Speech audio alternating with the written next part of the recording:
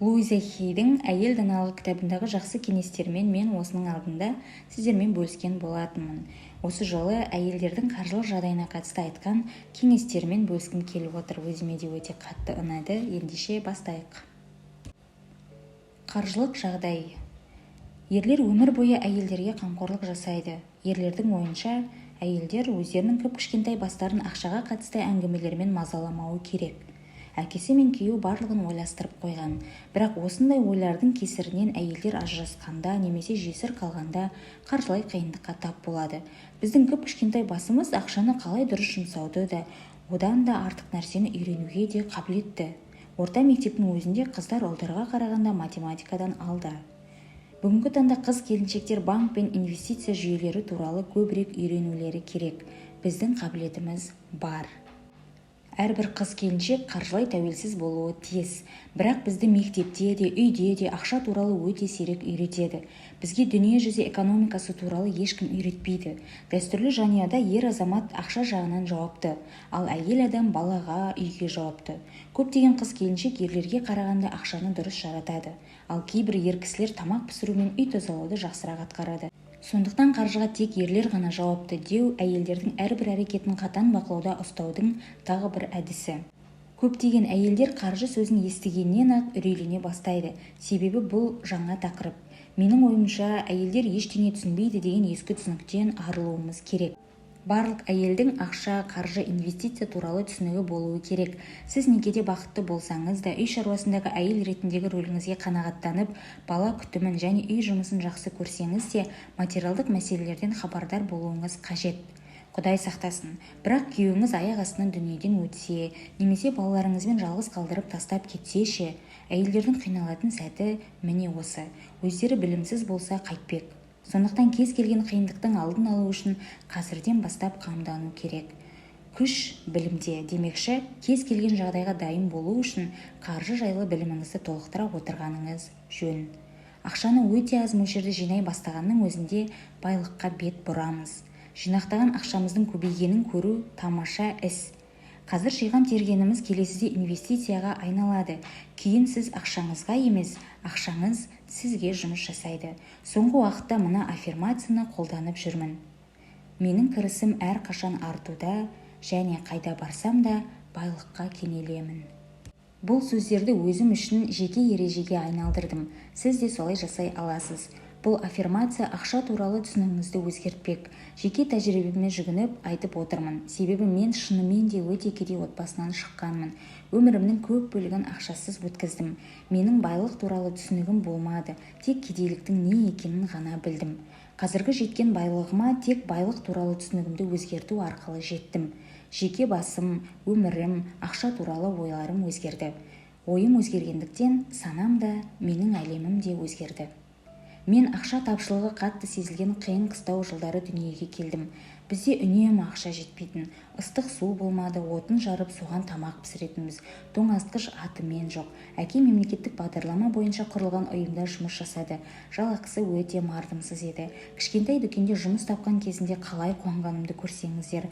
Алайда сол сәттегі менің ақша туралы түсінігім де кеңейе бастады. Қоймада асханада жұмыс жасадым, барлық қара жұмысты атқардым. Себебі менің түсінігім бойынша осыған тұрарлықпын деп ойладым. Сол сенімдерден арылу үшін ұзақ уақытым кетті. Түсінігім кеңейе бастағаннан кейін әлемде молшылық бар екенін түсіндім. Әлем ырзық несібе бергенді ұнатады, қолыңды соссаң болғаны.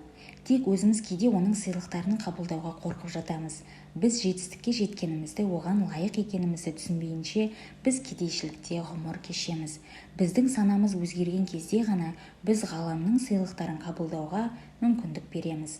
Көптеген әйел заты маған ақша керек, көп ақшам болғанын қалаймын дейді. Алайда осы тілектерді орындау үшін жұмыс жасап жатырмыз ба? Ақша туралы менің ойым деген тақырыпта өз сенімдеріңіздің тізімін жасаңыз. Бар түсінігіңізді, бала кезден ақша туралы естіген әңгімеңізді, жұмыс, жалақы, байлық бәрін тізіп жазыңыз. Сіз ақшаны жек көресіз бе, ол қолдың кірі ме? Сіз ақшаны бүктейсіз бе? $10 банкнотамен сөйлесіп көрдіңіз бе? Ақша келгенде ризашылығыңызды білдіресіз бе? Бар ақшаңызға қанағат етесіз бе, әлде жеткіліксіз деп көңіліңіз толмай ма? Ақшаға қатысты ойыңызды бір шолып шығыңыз. нәтижесін көріп таң қалуыңыз мүмкін. Өмірімде алғаш ақша таба бастағанымда күнкөріс деңгейінен сәл көптеу болатын. Өзімді бұл үшін кінәлайтынмын. Көп қаржы болмағандықтан қажетсіз нәрселерге жұмсай салатынмын. Содан қайтадан ақшасыз қалатынмын. Жас кезінде артық ақшаның болуы қажетсіз дүние деп санап, тезірек одан арылу керек деген ой болатын. Ойымды өзгерту үшін, мол ақша табуға, рахатын көруге, жинақтауға болатын ұғу үшін ұзақ уақытымды жоғалттым. Әйел адам санасын өзгертпейінше өмірінде ешқандай өзгерістің өзінен өзі бола қоймайтынын түсінуі керек. Сондықтан біздің қазіргі бар табысымыз өзіміздің ой-санамыз бойынша жеткілікті деп тапқан табыс көлемі. Санамызда орналасқан банкке ойша үлес, яғни жағымды аффирмациялар қосуымыз керек.